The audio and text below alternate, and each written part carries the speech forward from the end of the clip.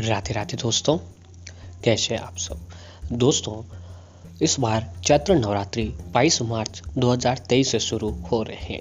नवरात्रि पर माँ दुर्गा के 9 रूपों की पूजा आराधना की जाती है।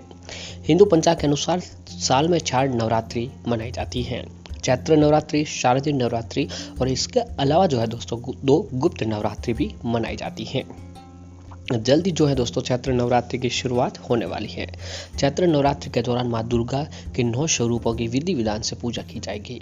नवरात्रि के दौरान व्रत रखने और पूरी श्रद्धा से माँ दुर्गा की पूजा आराधना करने से वह अपने भक्तों पर प्रसन्न होती है, साथ ही उनकी सभी मनोकामनाएं भी पूरी करती हैं।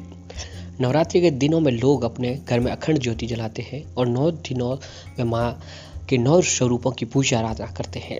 ज्योतिष शास्त्र में इन 9 दिनों में माँ दुर्गा की विशेष कृपा पाने के लिए कई सारे उपाय भी किए जाते हैं। और जी हाँ दोस्तों, नवरात्रि शुरू होने से पहले हमारे घर पर कुछ ऐसी चीज़ें होती है जो जितना जल्दी हो सके हमें हमारे घर से बाहर कर लेना चाहिए। जी हाँ दोस्तों, नवरात्रि शुरू होने से पहले हमारे घर का और उसके आसपास का शुद्धिकरण अत्यंत आवश्यक होता है।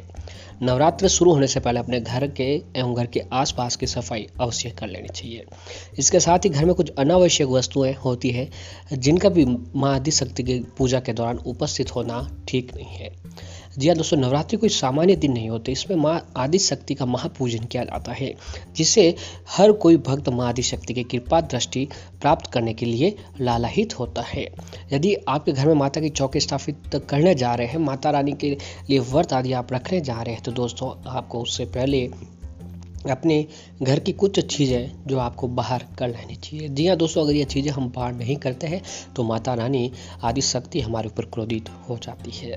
तो आइए दोस्तों, बिना देरी किए जानते हैं कि घर से हमें कौन सी अनावश्यक चीज़ें, फालतू पड़ी चीज़ें घर से बाहर कर देनी चाहिए। तो उसमें सबसे पहली है कि दोस्तों, नवरात्रा के दौरान आपको खाने में किसी भी प्रकार के लहसुन, प्याज, अंडे या फिर मांस आदि का सेवन नहीं करना है। यदि आपके घर में भी प्याज, लहसुन या अंडे रखे हुए हैं तो उन्हें तुरंत बाहर फेंक दें और उसके बाद घर की गंगाजल और गोमूत्र से आपको छिड़काव करके घर की साफ सफाई करनी चाहिए। दोस्तों अगला है कि घर में जितना भी बेकार पड़ा सामान है, जी हाँ दोस्तों, घर में कहीं ऐसा फालतू सामान होता है या घर में कहीं कबाड़ इकट्ठा किया हुआ है जो हमारे लिए किसी भी तरह का काम में नहीं आ रहा है, तो दोस्तों उसे उत्तर दिशा में है तो उसे तुरंत ही कबाड़ी वाले को बेच दें अथवा या फिर घर से बाहर कर दें। पुराने जूते, चप्पल आदि अगर आपके घर में पड़े हैं जो किसी भी यूज़ के लायक नहीं है, या दोस्तों घर पर कुछ इलेक्ट्रॉनिक सामान होते हैं या फिर कुछ कबाड़ होता है या फिर आपके पुराने जूते चप्पल हैं जो अब किसी भी काम के नहीं है, तो दोस्तों जूते चप्पल आदि को बाहर फेंक देना चाहिए। और इलेक्ट्रिक सामान है तो उसे ठीक करवा लीजिए या फिर दोस्तों बेच के उनको बेच दीजिएगा। और घर में पड़ा कबाड़ को भी दोस्तों आपको बेच देना चाहिए। अब अगला जो कार्य है कि दोस्तों, नवरात्रि के पहले दिन ही अपने घर का जो मंदिर है उस घर की मंदिर की अच्छी तरफ से साफ सफाई कर लेनी चाहिए। मंदिर के अंदर यानी पुरानी माला है, टूटी हुई मूर्तियां हैं, इसके साथ ही खाली माचिस की डिब्बियां रखी हुई है, तो इन्हें तुरंत आपको अपने घर से बाहर फेंक देना चाहिए। टूटी मूर्ति, जी हाँ दोस्तों, सबसे पहले आपको यह करना चाहिए कि आप एक अपने घर के मंदिर में जाएं और वहाँ पर देखें कि कोई पुरानी मूर्ति, खंडित मूर्ति या फिर कोई चित्र से तस्वीर बनी हुई है जो कटी फटी है, तो दोस्तों उन्हें आपको तुरंत अपने घर से बाहर कर देना चाहिए। जी हाँ, जो टूटी मूर्तियाँ हैं उसकी पूजा करने से घर में असफलता आती है, घर में नकारात्मकता आती है, जिससे माँ आदिशक्ति हमारे ऊपर नाराज हो जाती है। तो आप एक काम जरूर कीजिए कि दोस्तों कि जो घर में टूटी हुई मूर्तियाँ वगैरह है, टूटे हुए जो भी फटी हुई तस्वीरें हैं, उन्हें ले जाकर आपको किसी बहते हुए पानी में प्रवाहित कर देनी चाहिए या फिर नज़दीक कोई पीपल वट वृक्ष लगा हुआ है वहाँ पर आपको उसके जड़ों में ले जाकर स्थापित कर देनी चाहिए।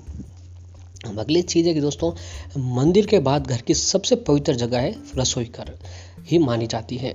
रसोई घर में माँ अन्नपूर्णा का वास माना गया है, इसलिए रसोई घर को नवरात्रि से पहले अच्छी तरह से साफ सुथरा बना लें। यदि रसोई घर में किसी भी प्रकार का कोई खाद्य पदार्थ रखा हुआ है जैसे कि खराब अचार, टोमेटो सॉस, तो इन चीज़ों को भी बाहर कर दें। जी हाँ दोस्तों, रसोई में माँ अन्नपूर्णा का निवास स्थान बताया जाता है। जो जितना जल्दी हो सके रसोई घर में पड़ी जो भी अनावश्यक चीज़ हैं उन्हें दोस्तों आपको अपने घर से तुरंत बाहर फेंक देनी चाहिए। अब दोस्तों अगली जो चीज़ है कि हम सभी लोगों को जो आना जाना है वो घर के मुख्य दरवाजे से ही होता है। तो दोस्तों जाहिर सी बात है कि घर के मुख्य दरवाजे में जितनी अधिक सकारात्मकता होगी उतने ही अधिक हमारे ऊपर देवी देवताओं का ध्यान बनता है। तो दोस्तों आप एक काम जरूर करें कि आपको अपने घर के मुख्य दरवाजे को अच्छी तरह से साफ सफाई कर लेनी चाहिए। यदि कोई घर के दरवाजे आवाज़ कर रहे हैं तो उन्हें मिट्टी का तेल या फिर सरसों का तेल, जिससे वह आवाज़ करनी बंद हो जाए। तो दोस्तों आपके घर की जो मुख्य दरवाज़ा है उसे आपको जो है ठीक करवा लेना चाहिए। अब दोस्तों अगर आप चाहते हैं कि सभी देवी देवता आपके घर पर पधारे तो इसके लिए आप एक काम जरूर कीजिएगा कि घर के मुख्य दरवाजे पर जो है वंदनवार, अशोक, आम या फिर पीपल के पत्तों का तोरण आप जरूर बनाएं और फिर उसे ले जाकर आपको अपने घर के मुख्य दरवाजे पर लगा देना है। इससे क्या होता है कि दोस्तों सभी देवी देवताएं जो हैं वो हमारे घर की ओर आकर्षित होती है और जिससे हमारे ऊपर माँ दुर्गा, महादेव शक्ति का ध्यान भी जरूर आता है।